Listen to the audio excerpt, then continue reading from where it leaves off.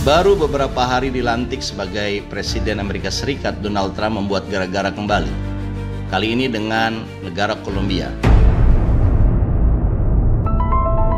Trump sengaja akan melakukan deportasi kepada imigran-imigran gelap, mereka yang tidak punya dokumen resmi. Trump, saya kira, sudah merencanakan akan menggunakan pesawat militer Amerika Serikat untuk memulangkan imigran gelap yang berasal dari Kolombia. Apa yang disampaikan oleh Trump ini ternyata disanggah dengan keras oleh Presiden Kolombia, yaitu Gustavo Petro. Gustavo Petro mengatakan bahwa penggunaan pesawat militer kepada saudara-saudara mereka yang berasal dari Kolombia adalah tindakan yang tidak manusiawi. Oleh karena itu, Kolombia tidak akan mengizinkan mendaratkan dua pesawat Amerika tersebut.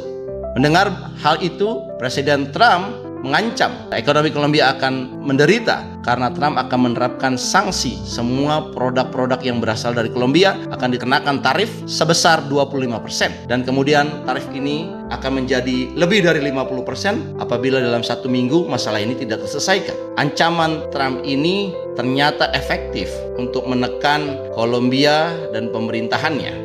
Kenapa? Karena sanksi ini selain akan membuat Kolombia semakin menderita karena ekspornya akan terhalangi, lebih mahal, orang akan mencari barang yang lain selain dari Kolombia. Dan ancaman Trump ini juga diikutkan dengan pelarangan pejabat pemerintahan Kolombia untuk masuk ke negara Amerika.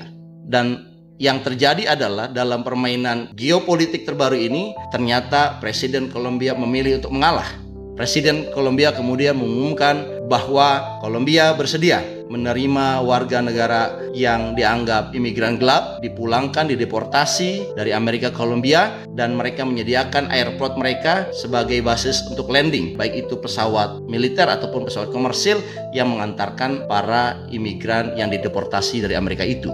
Dan apa yang terjadi? Donald Trump kemudian merespon bahwa Amerika Serikat tidak jadi menerapkan sanksi atau pengenaan tarif tambahan kepada barang-barang dari Kolombia sebesar 25% atau sampai 50%. Apa yang kita saksikan dari dua peristiwa ini, bahwa Donald Trump kelihatannya dia akan menggunakan strategi yang sama, strategi yang tegas agar rencana-rencana politiknya terlaksana dengan baik dan tidak ada penolakan dari negara-negara lain. Bentuk ancaman ekonomi yang disampaikan Trump kepada Kolombia misalkan terbukti ampuh untuk melunakkan hati dari policy makers di Kolombia untuk menerima apa yang menjadi program Donald Trump. Saya kira ini menjadi satu pelajaran dan informasi penting bahwa Trump akan menggunakan strategi ekonomi untuk menekan agar kebijakan-kebijakan yang dilakukan di berbagai negara, dan tentunya apabila negara itu tunduk dan patuh kepada keinginan Donald Trump, maka Donald Trump pun akan memudahkan ekonomi mereka,